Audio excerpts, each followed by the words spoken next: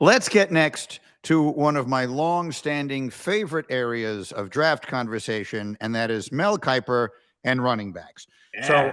I'm going to read you a I thought you list. were gonna say offensive line. No, that that one too.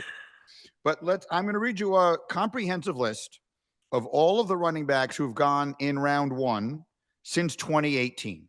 Mhm. So in 2018, Saquon Barkley went with the second pick in the draft. 2019, Josh Jacobs went late in the first round, 24 overall.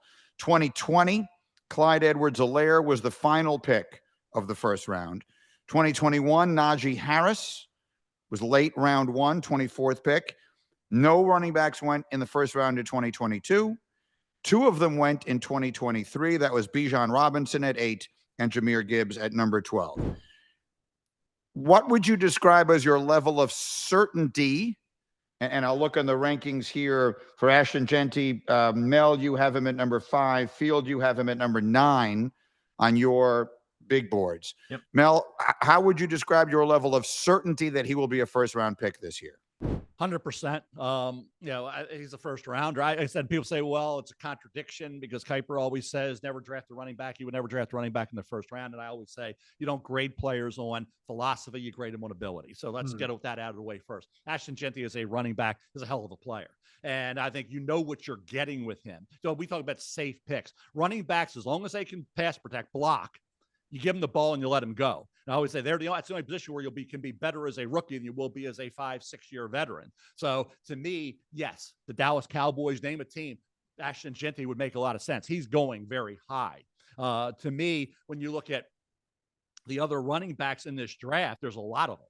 And I think that's why, for my philosophy, I think from this, when we look back 3, 4, 5 years from now, we're going to say, boy, that 2025 draft had a ton of running backs that are playing really well in the NFL that went from the second round on. You're going to see some Aaron Joneses in the 5th round. Yes. You're going to see some undrafted free agents make teams and contribute out of this draft at running back. So again, but the only first round running back, and I like Amari Hampton at North Carolina, Caleb Johnson at Iowa, Jonah Coleman at Washington, Nicholas Singleton, Penn State. We go on and on down to even Jordan James at Oregon, to Dylan Sampson, Tennessee, R.J. Harvey, UCF, Coleman Ungai, Rutgers, the 2 Ohio State kids. There's 35 of them with draftable grades. But to your point, Greeny, about a question about Ashton Jeanty, because you know exactly what you're getting, and you know you put him out there, he's going to produce. And if you need a running back, and it's a position of desperation, you got to have him, then you're going to take that guy because you know immediately plug and play, put a lot of points on the board, a lot of yards on the board. He's going to help you score points. He's going to do everything to balance you out,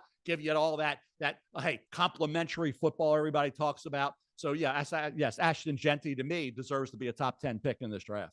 Yeah, the question is just how high. And of course, the question we're going to ask if you say top 10 pick, Greeny, is, okay, is there a team in the top 10 that its most major need is actually running back? Because as Mel's sitting there saying, I got 35 draftable grades. If you're sitting there in the top 10, you're like, well, we need a running back and we need a left tackle. There ain't a left tackle in the 3rd round this year that I can tell you is going to start from day one. And that's that's kind of every year, to be clear. But I have Jeanty as a lock it in first round pick. There's not a doubt in my mind. The question is just how high. I think there's a chance it's outside the top 10. We saw this with Brock Bowers last year. Teams just felt like there were greater positional needs. And if you look at the NFL, just follow the money, right? The highest paid tight end ever, $17 million. $17 million is like backup quarterback money these days, Greeny, right? So quarterbacks and wide receivers and offensive tackles are going to get pushed up the board because of how the NFL values them. Jeanty, I think, could be a victim of the same circumstances. But if he falls out of the first 25 picks, I would be very surprised. Well, let's see where the Cowboys wind up. We take your Twitter questions every year, and at Falsetto Me Free tweets with Ashton Jeanty going in the first round, which teams other than the Cowboys are logical landing spots. That is the spot that I think most people will be pointing at.